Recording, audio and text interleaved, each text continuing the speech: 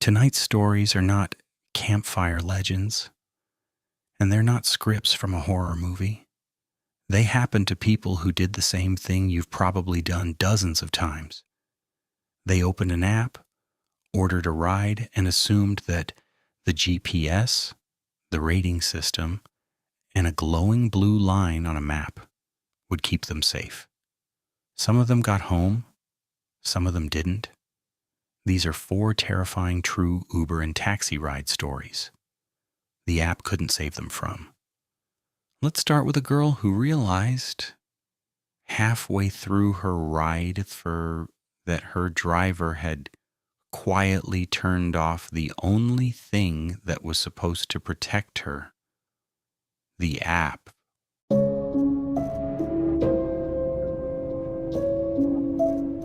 It was supposed to be the safest way home.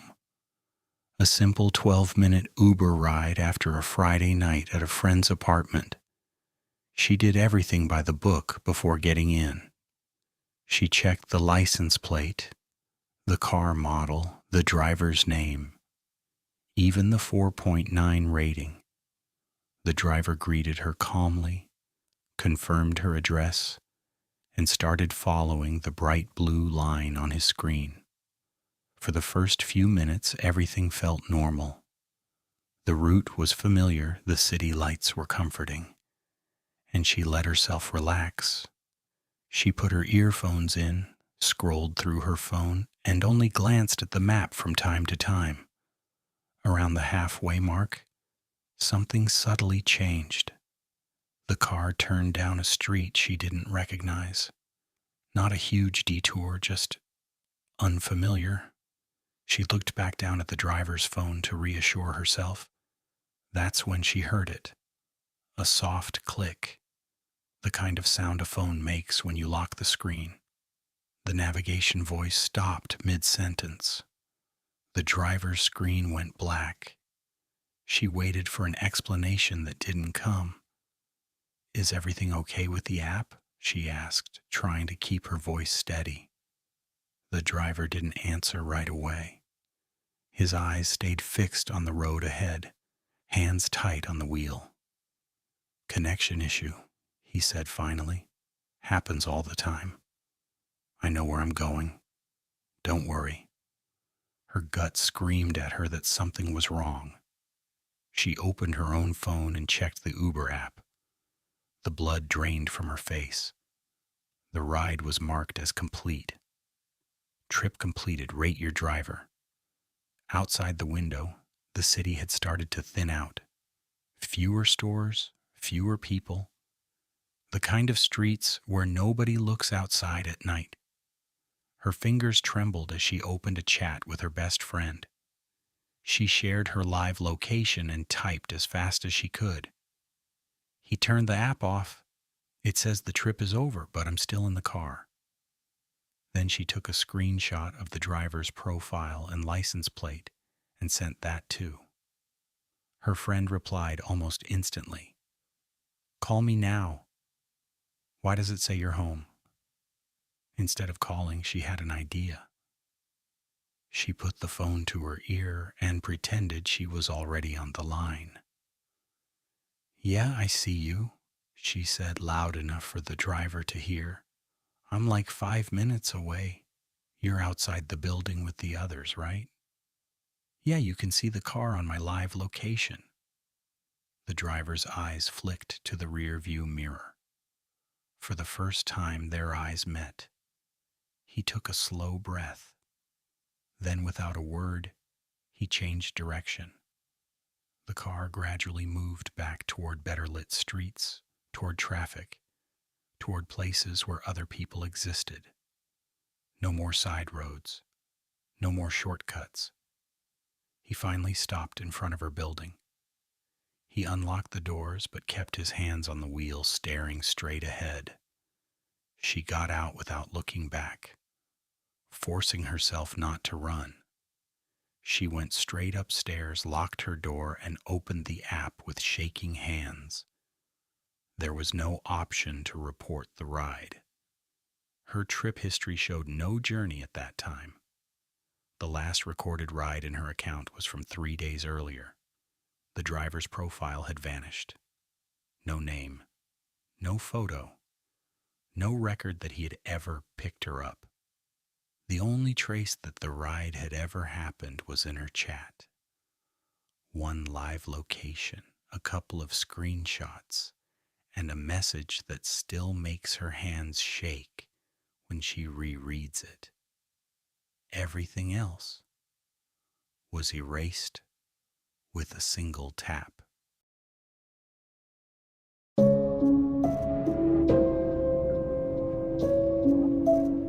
He wasn't supposed to be working that late, but one last email turned into one last file, and by the time he finally left the office, the last train had already gone. Outside the station, the city felt emptier than usual.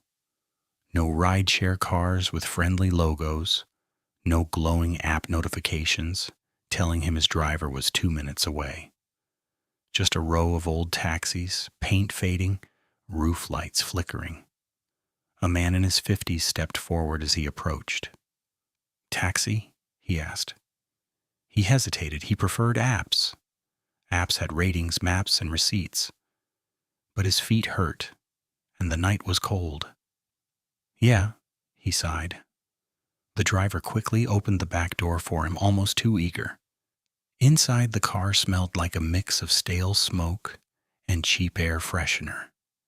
He gave his address and watched the city lights slide past the window. At first, everything seemed fine. The driver made the usual small talk. Long day, the city getting worse. People not knowing who to trust anymore. But there was something in the way he kept watching him in the rear view mirror. Not curious, calculating. After a few minutes, the driver skipped the turn that should have led them to the highway. Instead, he took a side road. "Isn't the highway faster?"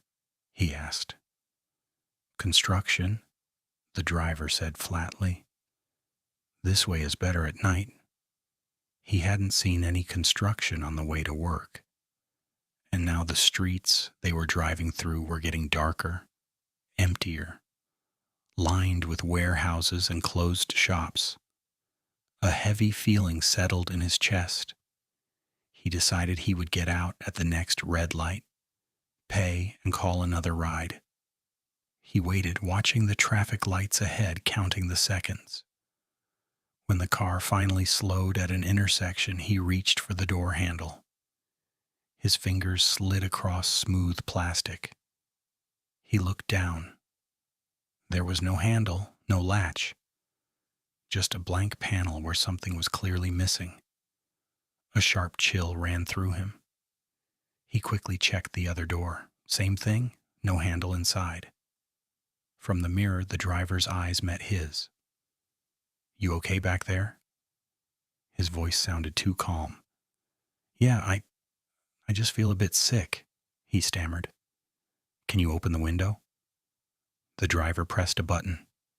He heard the loud mechanical click of the doors locking. Then the window rolled down, only a few centimeters. "Fresh air," the driver said. "You'll be fine." His phone battery was almost dead. He didn't have time for a long call. So he opened a voice message to his best friend, lifted the phone, and started talking as if it was a normal update. He said the taxi number, the name of the company written on the door, the streets they were passing, the fact that there were no handles in the back. Then he pressed send as they approached a small 24-hour convenience store, neon lights cutting through the darkness. He made his choice. He leaned forward, put his mouth close to the small gap in the window, and screamed. Not a polite shout. A full panicked scream that echoed off the glass and spilled into the street. The man behind the counter looked up. 2 people on the sidewalk turned their heads. The driver swore under his breath. "What the hell are you doing?" He screamed again. pounding the glass with his fist. The driver jerked the car to the side of the road and hit the unlock button.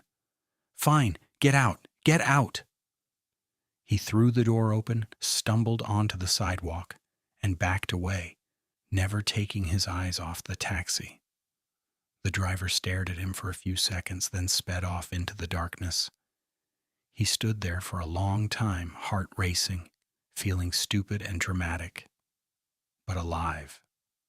A week later, he saw a news article shared online. Police were looking for a taxi driver in his city in connection with a missing woman. Last seen getting into a cab outside the same station around the same time of night. In the comments, someone claimed they had seen photos of the car. They wrote one detail that made his stomach drop. The back doors didn't have any handles on the inside.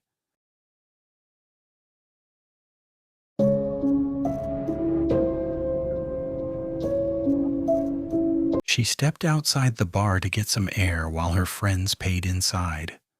A car with a rideshare sticker pulled up almost immediately. The driver rolled down the window. "Are you Anna?" he asked. She nodded out of reflex. Then she realized she hadn't ordered a ride. "I didn't request a car," she said. The driver turned his phone slightly so she could see the screen. Her full name, her exact home address, all there, glowing back at her. "Maybe a friend ordered for you," he said. "Trip's already started." She checked her own app. No active ride, no notification. Her friends came out behind her. None of them had requested anything. When she turned back, the driver's smile was still there, but it didn't reach his eyes. He ended the trip on his phone and drove away without another word. Later, support told her there was no record of a driver assigned to her that night.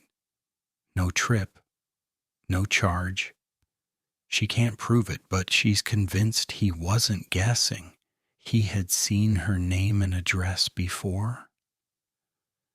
Maybe on another driver's screen, maybe somewhere inside the system. He knew exactly who she was and where she lived before she ever walked out of that bar.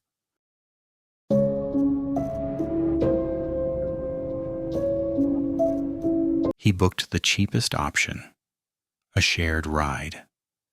The app warned him he might be riding with other passengers. When the car arrived, he checked the plate and the driver's name. All good. He opened the back door and climbed in. Someone was already sitting on the other side, hood up, face turned toward the window, perfectly still. He opened the app to see the route. Under passengers, only his name appeared. No one else. He told himself it was a glitch. But as they drove, he noticed the man in the hoodie never checked a phone, never got a notification, never said a word. In the reflection of the window, he could see the man's eyes, watching him. "Are we picking up another passenger?" he asked. "No," the driver said. "Just you." His skin crawled. When they slowed near a gas station, he forced a smile. "Hey, can you stop here? I need to grab something real quick." The driver hesitated, then pulled in. As soon as the car stopped, he opened the door and stepped out. He turned back to grab his bag. The back seat was empty. No second passenger. Just his bag where he thought someone had been sitting. Later, he got the auto email from the app. "Thanks for your solo ride.